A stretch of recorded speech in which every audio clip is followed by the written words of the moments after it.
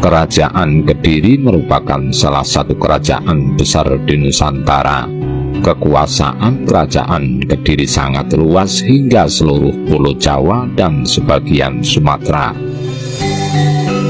Bahkan pengaruh kerajaan yang berpusat di Daha ini sangat kuat, sehingga mengalahkan pengaruh Kerajaan Sriwijaya.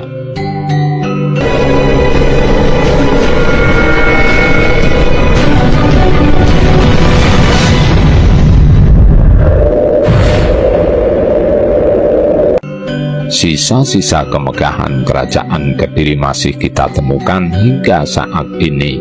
Beberapa candi, situs, dan prasasti menggambarkan besarnya kekuasaan kerajaan ini. Asal-usul Kerajaan Kediri. Raja-raja di Kerajaan Kediri merupakan keturunan dari Raja Airlangga. Raja Airlangga berkuasa di Kerajaan Medang Kamulan. Di tengah kejayaannya, Airlangga kemudian memindahkan pemerintahan ke wilayah Kahuripan. Kerajaan ini disebut dengan Panjalu dengan pusat pemerintahan berada di Daha. Kisah ini tertuang dalam kitab Negara Kertagama.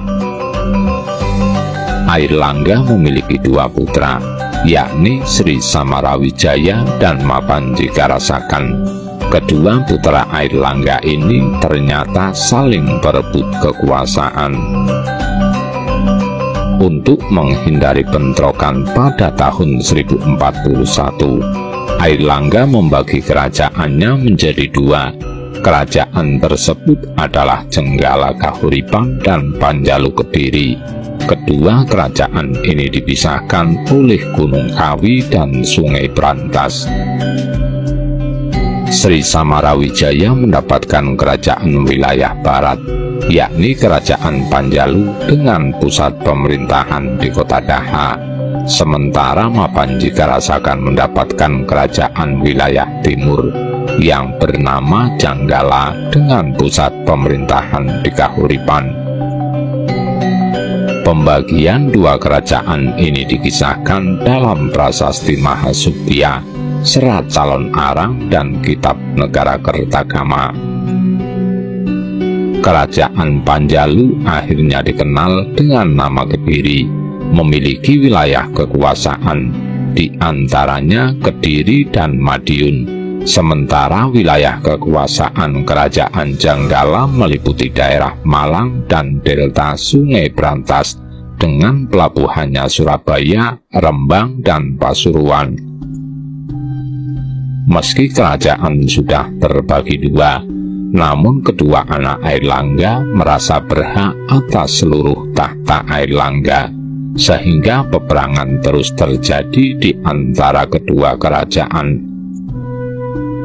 Peperangan antara Panjalu dan Jenggala terus terjadi selama 60 tahun lamanya. Meski di awal peperangan Jenggala menang, namun Panjalulah yang mampu menguasai seluruh tahta Airlangga. Dengan kemenangan Panjalu ini, akhirnya ibu kota kerajaan dipindahkan dari Daha ke Kediri. Akhirnya Panjalu lebih dikenal dengan nama Kediri. Kisah awal kerajaan Kediri ini banyak tertuang dalam kitab sastra. Hasil kitab sastra ini salah satunya Kitab Kakawin Baratayuda yang ditulis Empu Sedah dan Empu Panulu. Sastra ini menceritakan tentang kemenangan Kediri atau Panjalu atas Jenggala. Kerajaan Kediri berdiri sejak tahun 1045 Masehi. Kerajaan besar ini runtuh pada tahun 1222 Masehi. Selama 177 tahun berdiri, ada 8 raja yang berkuasa. Salah satunya adalah Sri Aji Jayabaya yang membawa Kediri pada zaman keemasan. Bahkan beberapa ramalan Jayabaya terbukti kebenarannya di masa sekarang ini. Berikut daftar raja-raja kerajaan Kediri yang tercatat dalam berbagai prasasti dan kitab kuno. 1. Sri Samarawijaya. Sri Samarawijaya adalah raja pertama dari Kerajaan Kediri. Pemerintahannya dimulai dari tahun 1042. Sri Samarawijaya memiliki gelar lengkap Sri Samarawijaya Dharma Suparnawahana Teguh Utunggadewa. Dalam prasasti Bujangan tahun 1041, Samarawijaya memiliki jabatan sebagai Ragrian Mahamantri. Pada masa kekuasaan Raja Airlangga dan raja-raja sebelum Airlangga, jabatan ini yang paling tinggi setelah raja.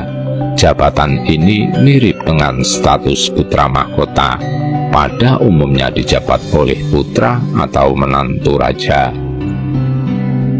Pemerintahan Raja Samarawijaya dikenal sebagai masa kegelapan, karena pada masa ini tidak ada bukti prasasti sama sekali.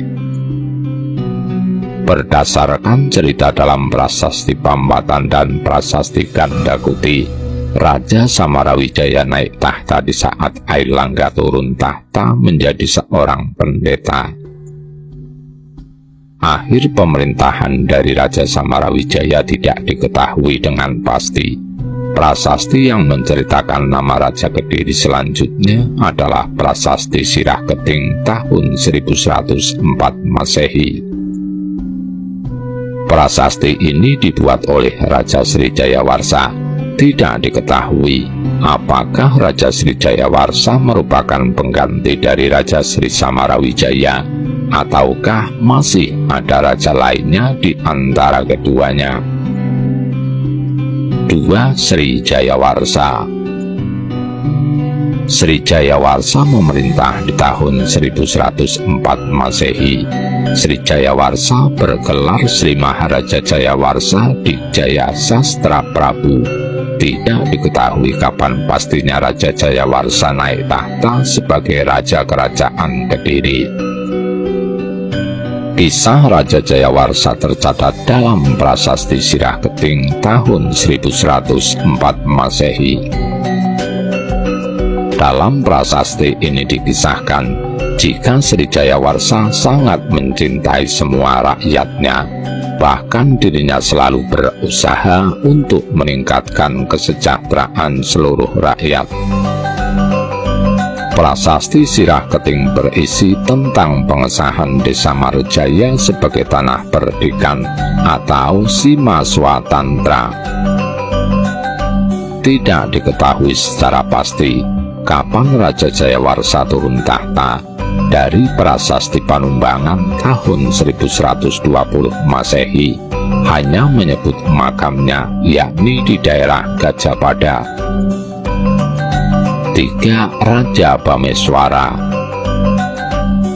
Raja Bameswara disebut sebagai raja yang berkuasa selanjutnya di Kerajaan Kediri. Hal ini diketahui dari isi Prasasti Bikatan tahun 1117 Masehi. Masa pemerintahan Raja Bameswara banyak catatan yang ditemukan. Prasasti-prasasti ini ditemukan di wilayah Tulung Agung dan Kertosono.